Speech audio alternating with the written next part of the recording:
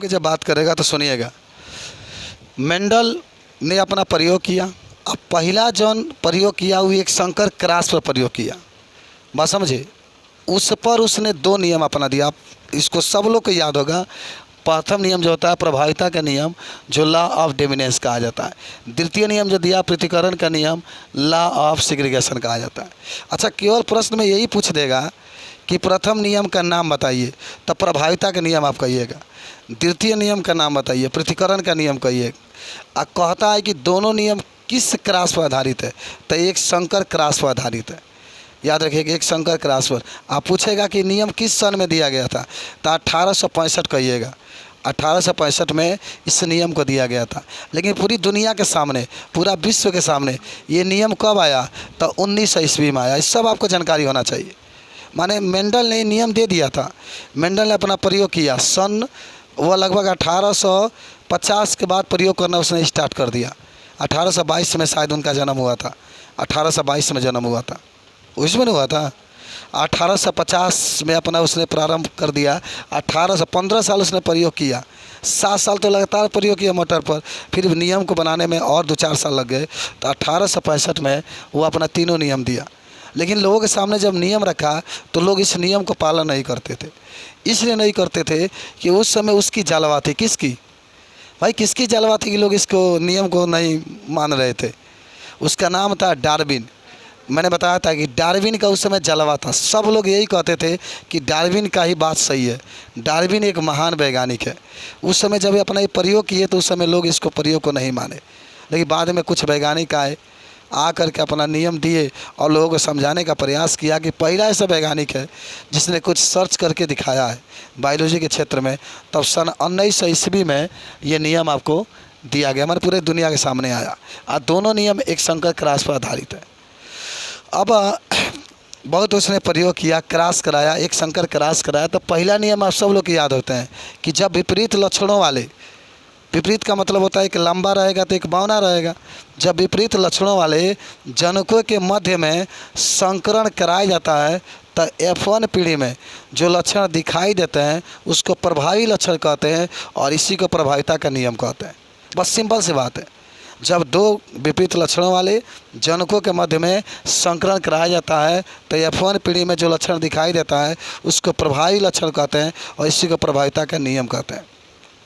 एक बारी बात सुनो, जब उसने संकरण कराया था तो F1 पीढ़ी में केवल लंबे पौधे ही प्राप्त हुए थे। F1 पीढ़ी में याद है ना, कैपिटल टी चाहे स्मॉल टी या कैपिटल आर या स्मॉल आर, केवल माने प्रभावी लक्षण ही। अगर वो लंबा बौना लिया था तो केवल लंबा पैदा हुए थे, और अगर गोल और झुरीदार लिया था तो केवल गोल ही पैदा हुए थे, और अगर पीला और हरा लिया था तो केवल पीले रंग के पौधे ही प्राप्त हुए थे। माने केवल जो प्रभावी लक्षण वाले थे वही पैदा हुए थे। तो अगर लंबा बौना लिए थे तो F1 पीढ़ी में केवल लंबा पौधा ही प्राप्त हुए थे। उसने ही कहा कि केवल लंबा पौधा ही F1 पीढ़ी में प्राप्त हुआ था, बौना पौधा तो बिल्कुल ही प्राप्त नहीं हुआ, ना वो दिखाई दिया। फिर उसने ये किया कि कहते चलो इसमें स्वपरागण कराते हैं। स्वपरागण जब उसने कराया तो क्या देखा कि स्वपरागण कराने के बाद उसमें बौने पौधे भी प्राप्त हुए, बौना पौधा भी प्राप्त हुआ था F2 पीढ़ी में। आपको याद है F2 पीढ़ी में जब उसने स्वपरागण कराया था, जो पौधे प्राप्त हुए थे उसका फिनोटाइप का अनुपात आपको याद है ना, 3:1 आया था। 3 गो लंबे थे तो एक आपका क्या था, बौना था। 3:1 आया था। उसने ये देख लिया कि 3 पौधे जो होते हैं प्राप्त होते हैं, 3 लंबे हुए और उसमें एक का हो गया, बौना हो गया। जौन कि F1 पीढ़ी में कभी बौना नहीं दिखाई दे रहा था। F1 में एक भी बौना नहीं दिखाई दे रहा था, लेकिन F2 में क्या दिखाई दे रहे थे, लंबे के साथ बौना भी आ गया। उसने अपना स्वपरागण करा के दिखाया। तब उसका जीनोटाइप उसने क्या बताया, उसने ये देखा कि एक कैपिटल टी कैपिटल आता माने शुद्ध लंबा प्राप्त हुआ। एक करा आप लोग, एक माने शुद्ध लंबा प्राप्त हुआ था, और 2 ऐसे थे जो संकर लंबे प्राप्त हुए थे, और एक ऐसा था जो बौना प्राप्त हुआ था। उसने अपने प्रयोग में करके दिखा दिया। तो पूरा माने अगर लिखना चाहते हैं तो इसी तरह से पूरा आप उसको लिखिएगा। उसके बाद से उसका जो रिसर्च है माने जो एग्जाम्पल है उसको लिखिएगा, लिख करके इसमें आप बता दीजिएगा। बात समझ में आया। हालांकि इसमें कल आपने देखा था कि प्रथम नियम पर कुछ अपवाद भी थे।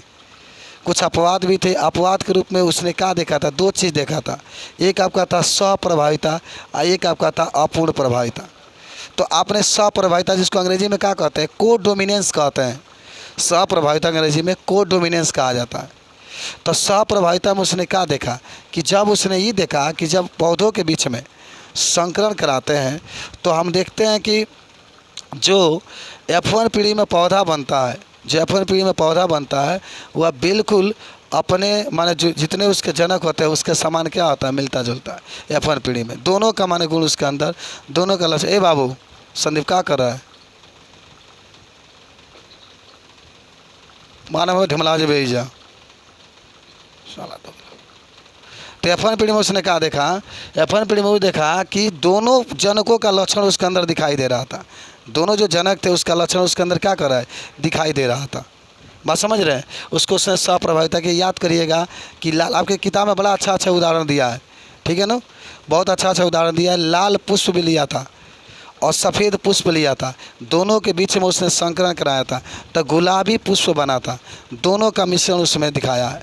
ये भी दिखाया था, याद करिएगा, लाल पशु थे, कल आपको बताया गया था, लाल पशु और सफ़ेद पशु, गुलाबी अलमत कहिएगा, तो चितकाबरा बना था उसमें आपका, तो स्वप्रभाविता में हो जाएगा। एक आप पढ़े थे अपूर्ण प्रभाविता, अंग्रेजी में क्या कहते हैं, इनकम्प्लीट डोमिनेंस, अंग्रेजी में ज़रूर याद रखिएगा। तो इसमें अगर कोई पूछता है ना तो आप कहेंगे कि जो माने जब दो जनकों के बीच में संकरण कराते हैं तो जो F1 पीढ़ी में जीव बनता है, जो संतान बनता है, उसका जब क्वालिटी जो होता है माने गुण जो होता है माता पिता से नहीं मिलता है, अलग अलग होता है। इसमें आप कहिएगा कि लाल पुष्प, सफ़ेद पुष्प और गुलाबी पुष्प का बनता है।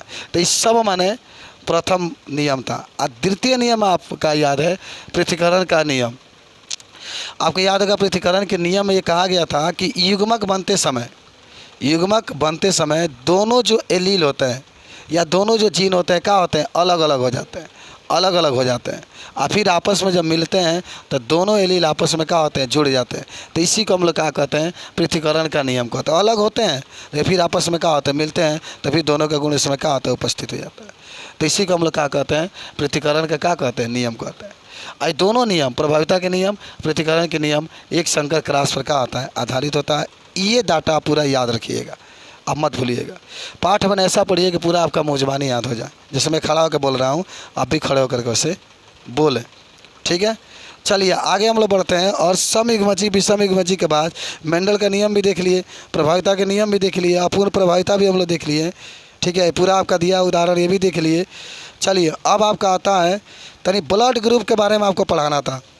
हम आपके पास वीडियो भी भेजे थे, शायद आप पढ़ करके आए होंगे। ब्लड ग्रुप के बारे में भेजे थे, पढ़े हैं आप?